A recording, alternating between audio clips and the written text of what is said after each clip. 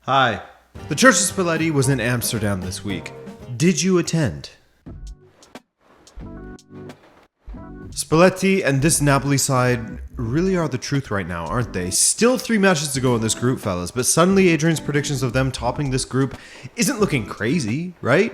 Mind you, I did say Ajax would be bottom of the group. I clearly put way too much stock in Van Bronckhorst and Rangers after that Europa League run. But anyway, Napoli went away to Ajax and absolutely destroyed them, man. I did expect them to win, but I did not expect them to completely dismantle Ajax in front of their own friends and family. I mean, they gave them a bare-bottom spanking in front of their friends and family and the world. This Napoli side, just when you think they're going to meet their match, they continue to set their own personal bar a little bit higher. And to think Ajax's scuffed goal, the strike that deflected off of Kudus, put them ahead nice and early. But from then on, it was pretty much one-way traffic, bar that period in the second half where Ajax looked pretty dangerous. Relatively dangerous, I should say, for a side that was already 4-1 down.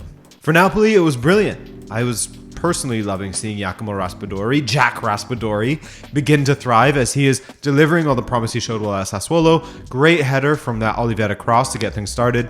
Raspadori and Kvaradana really are special. 2 goals and an assist for the Italian, 1 of each for the Georgian, and just the way Napoli can attack down that left side. Those quick automations to play it out from the back, to break through presses is just brilliant from them. 6-1.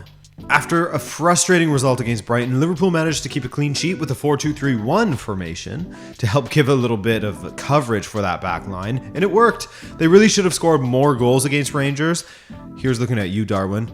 My prediction, actually, let's just go over this now, was that he would score 10 to 15 goals when I appeared on LFC Transfer Room's YouTube channel, and that has to be the expectation. He was not good for Benfica in his first season as he had no confidence. He did get a lot of assists though, and he built that up. Once he starts to get confident again, he'll score, but I agree, right now he looks horrible in the finish. He's a late season / second season signing.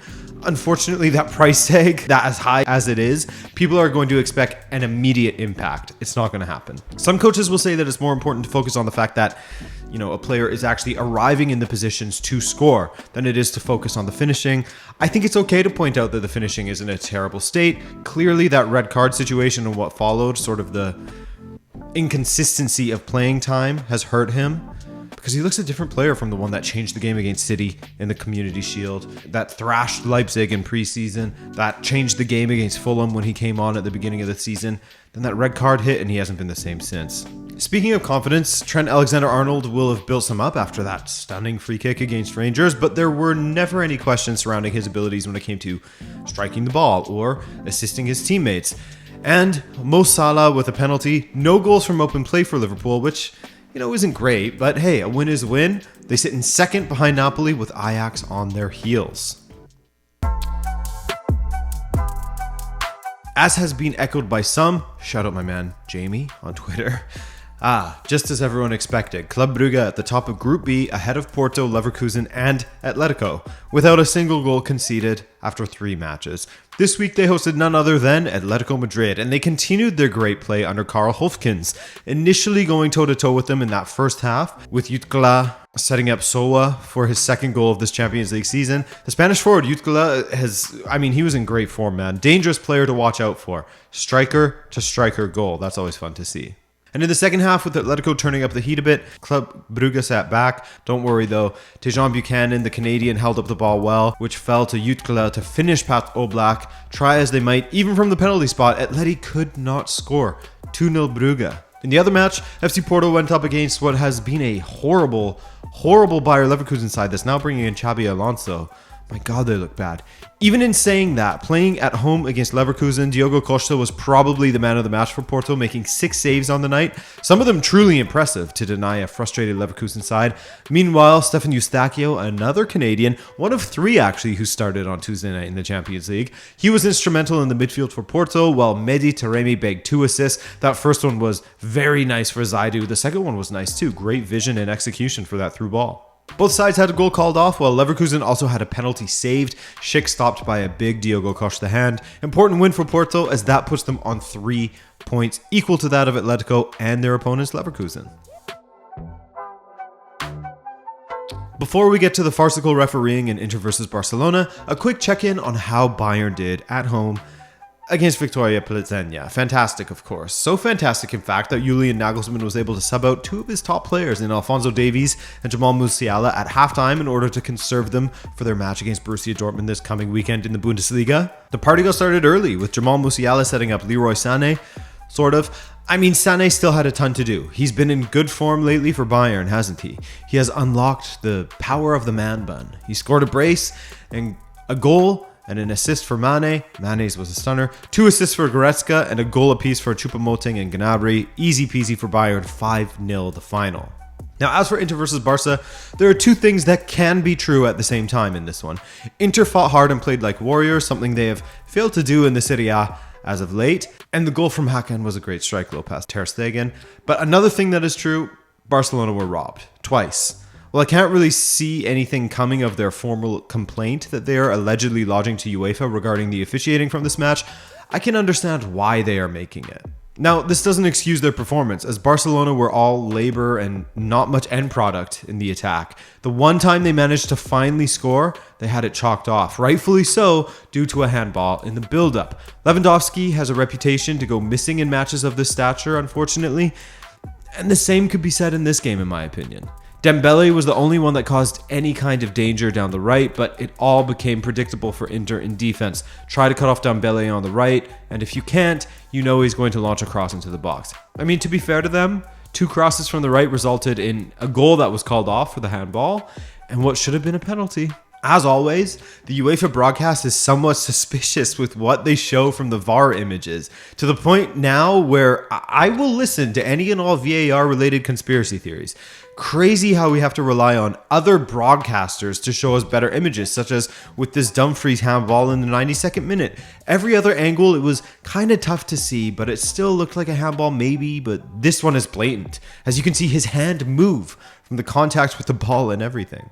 On top of that, in my opinion, Hakan should have been sent off for this tackle on Busquets. Stud showing, foot is high, contact on the shin of the player. To me, that ticks all the boxes for a red, so further reason for Barcelona to feel aggrieved. Maybe the referee would say that he didn't have excessive force coming in, but stud showing, foot high, on a shin, to me that's a red. An important win for Inter, but it comes with an asterisk next to it. Again, that doesn't excuse Barca completely. They've been stinky under Xavi in Champions League away matches. 3 consecutive away matches where they have failed to score a goal. That's no good, and their place in the table will be a bit scary if they fail to beat Inter at the Spotify Camp Nou. Bayern are relaxed, especially if those behind them draw the next match as well. Speaking of poor performances, this time Antonio Adan is a secret agent, it seems. It's that, or he just had one of the most unfortunate / silly goalkeeping performances of all time. It was truly beyond any sort of understanding as to what Sporting's keeper was thinking up against Marseille, and as the men in blazers would say, at least back in the day, I don't know if they say it still, it was all a bit match fixy, wasn't it? That's not an allegation, by the way. That just speaks to how curious his mistakes were in goal. First, he waited for Alexis Sanchez to close him down before launching his clearance at the Chilean, from which it bounced into the goal, and later, a strike from Harit was saved by Adan, and Alexis put it in, but he was offside. Maybe I'm being rude here, but I thought that the rebound he allowed for that cancelled goal was pretty atrocious as well. Lucky there. Harit would find a goal, however, as Adan's positioning was atrocious, standing on the opposite side of the goal, leaving the entirety of it open for Harit to head past him. And finally, his pièce de résistance, flying out of his own area and punching the ball out of the air and getting sent off for handling the ball outside of the box. Marseille went on to win 4-1, and to think Trincão started Sporting off so well with a goal just 51 seconds into the game. Massive collapse that unfortunately can be pointed to just one man. Eintracht Frankfurt and Tottenham played out a 0-0 draw as Tottenham failed to get a win for the second match running, leading to this group being oh so tight. Sporting really could have ran away with a win, but they still lead, Marseille making it interesting now. The AC Milan injury crisis is really affecting them, as you can see. When you're going up against a team like Empoli in Serie A, not the biggest issue, as there's still enough quality to beat them. But when you go up against Chelsea, even if they haven't reached their final form, so to speak, under Potter, well, this happens. First of all, the miss from Krunic at 1-0, I mean, it could have been a game changer for AC Milan, but alas, miss chances like that, and you reap what you sow. Wesley Fofana got the opener for Chelsea, the definition of a scrambly goal in the box. And then one of the unfortunate things about his career came up once again, a penchant for muscle injuries, pulling up with nobody around him, holding his hamstring, it looked like. Poor guy, he is quite the injury-plagued player. At such a young age, too. Mount had a nice finish, chalked off, but there were plenty of goals to go around for Chelsea. Aubameyang scored to make it 2-0 and 2 goals in consecutive matches. Easy peasy goal for him, as Milan were horrible at the back. Can't blame them when they have their second choice fullbacks, second choice keeper, and Calhanoglu, who is typically a right back, playing as a center back. And finally, Reece James wired one into the roof of the goal for 3-0 Chelsea, and a good win for them. Noah Okafor was added again for Salzburg as they beat Dinamo Zagreb 1-0. Okafor has scored in each of Salzburg's 3 matches thus far, as they sit atop the table just a point above Chelsea, and Milan, Dinamo are on 3. While Real Madrid were absolutely dominant against Shakhtar, they managed just 2 goals in this one. Trubin was solid in goal. That's an understatement, really, as the man was forced into 11 saves. My goodness. 2 first-half strikes from Vinicius and Rodrigo gave them the 2-1 win. Rodrigo latched onto a loose ball on the edge of the box.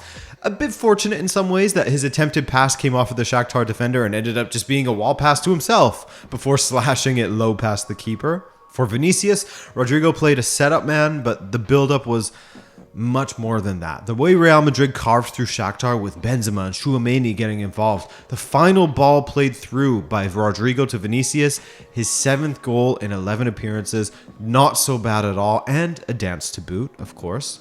Zubkov did manage to pull one back for Shakhtar, and what a goal it was. A lovely horizontal volley that was perfectly placed in the corner.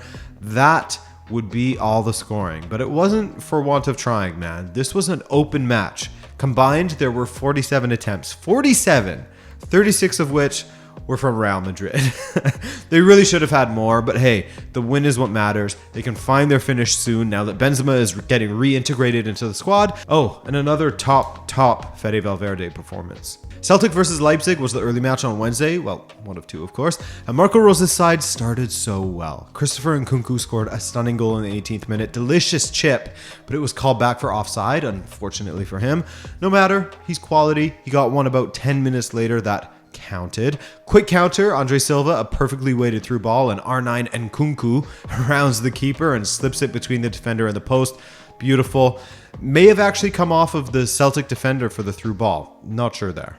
Jota equalized for Celtic and it all looked good for them for a bit, but Leipzig were relentless. Another disallowed goal, only for Silva to make it 2-1. Then he got the third. 3-1 Leipzig as they get the win and their first 3 points, 1 behind Shakhtar now. Real on 9. Julen Lopetegui has been sacked by Sevilla, and we all saw this coming a mile away, didn't we?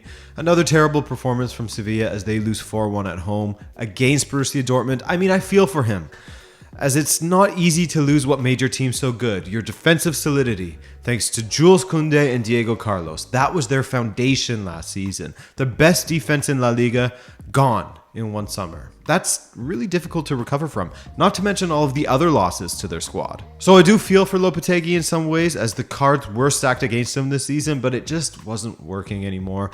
And it looks like Sampaoli is returning to Sevilla.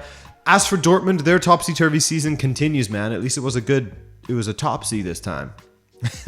A constant has been Jude Bellingham being ridiculously good. Another great performance, a goal and an assist from him. You know who else is ludicrously good? Former Dortmund player, Erling Haaland. Yes, Man City were playing against one of the teams that has thus far served as a punching bag for the group, unless you're Sevilla, of course. But still, Haaland's goal count is something to marvel at. 19 in 12 matches, 5 goals and 3 appearances in the Champions League now after he scored a nice little brace. Movement and positioning in the box is just A+++ for him. 6 minutes and 50 seconds to score, had a header saved 10 minutes later, and in the 32nd he got a nice little garbage goal, cleaning up the rebound from a nice save from the keeper actually.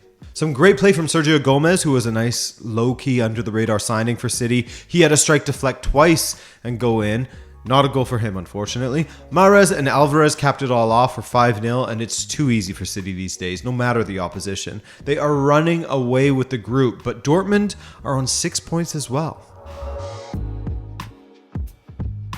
Benfica did pretty well against PSG, man. When I think back, Odi had to make some decent saves against PSG attackers. Donnarumma also had to make some decent saves though as well. And overall, I'm happy with the result. Some misfortune in having Lionel Messi do a Lionel Messi thing and score a goal like that, as close to unsavable as they come, and some fortune for Benfica to get that equalizer, but I think that they were deserving of it. There were moments where if Benfica's finishing was a tad better, here's looking at you, Gonçalo Ramos, we could have won the match.